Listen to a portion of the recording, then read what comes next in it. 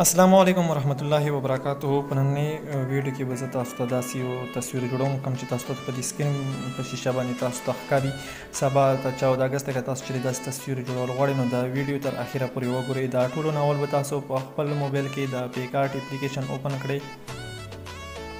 چې کله تاسو د پیکارټ اپلیکیشن اوپن کړئ دلته کې به تاسو په پلس باندې کلیک وکړئ او دلته کې به زه تاسو ته د بیکګراوند لینک د دې بیکګراوند لینک به زه تاسو ته په ډسکرپشن کې ورکړم. تاسو بیا د ډسکرپشن نه راډاونلوډ کولی شئ او بیا به تاسو دلته کې په ایډیټ فوټو باندې کلیک وکړئ او دلته کې د جزونه چې کم دي دا به تاسو دلته کې داسې طریقې سره ولګئ. د دې ټولو بیکګراوند چې څومره دلته کې زه څه هم یوز کوم نو هغه ټولو لینک به زه په ډسکرپشن کې ورکړم هلته باندې بیا تاسو ډېر په اسانه سره راډاونلوډ کولی شئ. بیا به تاسو په دې پلس باندې کلیک وکړئ او په دې ایډیټ فوټو باندې به کلیک وکړئ او کوم تصویر چې تاسو کلیک کړی وي دلته کې او هغه نه تاسو بیکګراوند هم ختم کړی وي هغه به تاسو دلته راوړئ. که تاسو ته چېرې د بیکګراوند ختمېدو طریقه نه درځي نو لینک په ډسکرپشن کې موجود دی، په هغه لینک باندې تاسو کلیک وکړئ. هلته کې به تاسو ته ایډیټ فوټو سلیکټ فوټو والی راشي آپشن به راشي نو تاسو په سلیکټ فوټو باندې کلیک وکړئ او خپل عکس تصویر چې کوم دی څوک ورته عکس وایي څوک ورته تصویر وایي نو هغه به تاسو هلته ته سلیکټ کړئ او تاسو به یو کلیک سره تاسو تصویر نه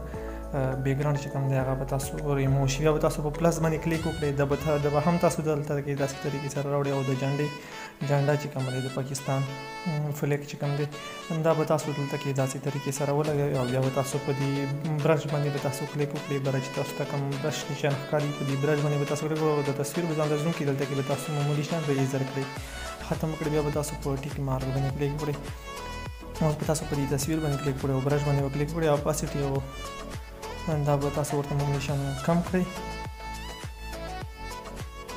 چې کله تاسو معمولي شان کم کړو نو تاسو دلته کې داسې طریقې سره ریزر کړئ او بیا به تاسو تصویر چې کوم دی هغه به تاسو زوم نه لرې کړئ نو تاسو اوس وګورئ تصویر څه ښایسته طریقې سره ښکاري. دلته کې بیا به تاسو په ایډیټ فوټو باندې کلیک وکړئ پلس باندې به کلیک وکړئ ایډیټ فوټو باندې کلیک وکړئ او دا لیکل چې کوم دی د دې PNG د دې لینک په هم زه دا ډسکرپشن کې ورکوم کنه بیا تاسو دا راډاونلوډ کولی شئ.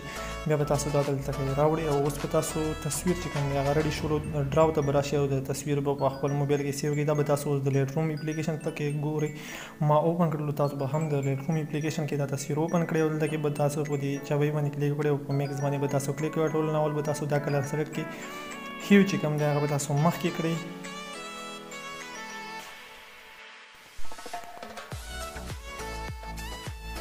سچوریشن به هم مخکې کړئ او لومینس به کم کړئ. به تاسو د کلر سره راشي هیو به مخکې کړئ سچوریشن به کم کړئ او لومینس به هم کم کړئ. بیا به تاسو د کلر ته راشي هیو به کم کړئ لومینس به هم کم کړئ سچوریشن به هم کم کړئ لومینس به تاسو زیات کړئ. بیا به تاسو په ډن باندې کلیک کړئ اوس به تاسو دلته راشي کلیریټي چې کومه دی هغه به تاسو معمولي شان مخکې کړئ او دا اپشن چې کوم دی دویم نمبر باندې دا به تاسو نه چړئ او په دریم اپشن ته به راشي ویګنیټ چې کوم دی هغه به تاسو معمولي شان مخکې کړئ سوري ښکته کړئ دا به تاسو معمولي شان کم کړئ. بیا به تاسو ورپسې چې کوم اپشن دی دلته راشي شارپینګ چې کوم دی هغه به تاسو معمولي شان مخکې کړئ. نایس روډیکشن او کلر نایس روډیکشن دا به هم تاسو معمولي شان مخکې کړئ. نو تاسو تصویر ګورئ څنګه ښایسته طریقې سره تاسو تصویر برابر شروع کړئ. تاسو هم چېرې داسې تصویر جوړول غواړئ نو دا ټول بیکګراوند به تاسو ته په ډسکرپشن کې میلاو شي. د نننۍ ویډیو دا د بلې ویډیو پر خپل ورور عرفان الله ته اجازت ورکړئ.